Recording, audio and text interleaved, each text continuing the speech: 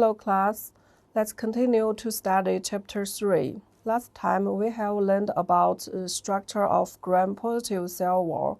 In this lecture, we will move on to the structure of the gram-negative bacterial cell walls. The gram-negative cell wall is more complex in morphology because it is composed of an outer membrane and a thinner cell of peptidoglycan within perioplasmic space.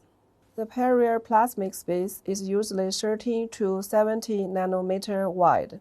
Some studies indicate that it may constitute about 20 to 40% of the total cell volume.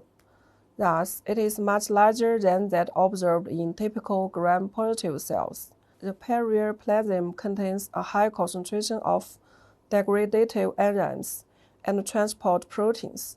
When cell walls are disrupted carefully or removed without disturbing the underlying plasma membrane, perioplasmic enzymes and other proteins are released and may be easily studied.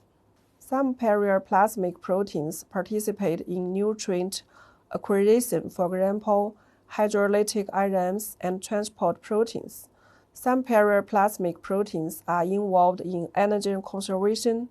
For instance, some bacteria have electron transport proteins in their perioplasm. Other perioplasmic proteins are involved in peptidoglycan synthesis and modification of toxic compounds that could harm the cell. The outer membrane of the gram-negative cell consists of lipopolysaccharides, proteins, and phospholipids. The outer membrane lies outside the thin peptidoglycan layer. The most unusual constituents of the outer membrane are its lipopolysaccharides. These large, complex molecules contain both lipid and carbohydrate and consist of three parts: lipid A, the core polysaccharide, and O-cysteine. The lipid A region contains two glucosamine sugar derivatives, each with three fatty acids and phosphate or pyrophosphate attached. The fatty acids of lipid A are embedded in the outer membrane, while the remainder of the LPS molecule projects from the surface. The core polysaccharide is joined to lipid A and is constructed of 10 sugars, many of them unusual in structure. The O-side chain or O-antigen is a polysaccharide chain extending outward from the core. It has several peculiar sugars and varies in cooperation between bacterial strains. LPS has many important functions. First, it contributes to the negative charge on the bacterial surface because the core polysaccharide usually contains charged sugars and phosphate. Second, it helps stabilize outer membrane structure because lipid A is a major constituent of the exterior leaflet of the outer membrane.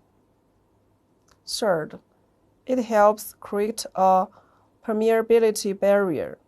The geometry of LPS and interactions between neighboring LPS molecules are sought to restrict the entry of biosalts, antibiotics, and other toxic substances that might kill or injure the bacteria. Fourth, LPS also plays a role in protecting pathogenic bacteria from host defenses. The O-side chain of LPS is also called the O-antigen because it elicits an immune response by an infected host. This response involves the production of antibodies that bind the strain-specific form of LPS that elicited the response. Fifth, importantly, the lipid A portion of LPS can act as a toxin and is called endotoxin. It causes some of the symptoms that arise in infections by gram-negative pathogens. If LPS or lipid A enters the bloodstream, a form of septic shock develops for which there is no direct treatment. There are two types of proteins in the outer membrane, including lipoprotein and porins. The porins are inserted in the upper layer of the outer membrane. They have some regulatory control over molecules entering and leaving cell. The lipoprotein is covalently joined to the underlying peptidoglycan and is embedded in the outer membrane by its hydrophobic end.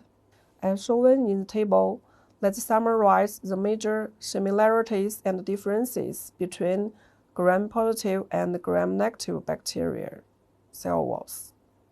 The cell walls of typical gram-positive bacteria consist of a single 20 to 80 nanometer thick homogeneous layer of peptidoglycan lying outside the plasma membrane. In contrast, the cell walls of typical gram-negative bacteria have two distinct layers, a 2 to 7 nanometer thick peptidoglycan layer covered by a 7 to 8 nanometer thick outer membrane. The periplasmic space of gram-positive bacteria is narrow, while the periplasmic space of gram-negative bacteria is extensive. The chemical composition of gram-positive cell wall are peptidoglycan, teichoic acid, lipoteichoic acid. The chemical composition of gram-negative cell wall are LPS, lipoprotein, peptidoglycan, porine proteins. Okay, that's all for today's lesson.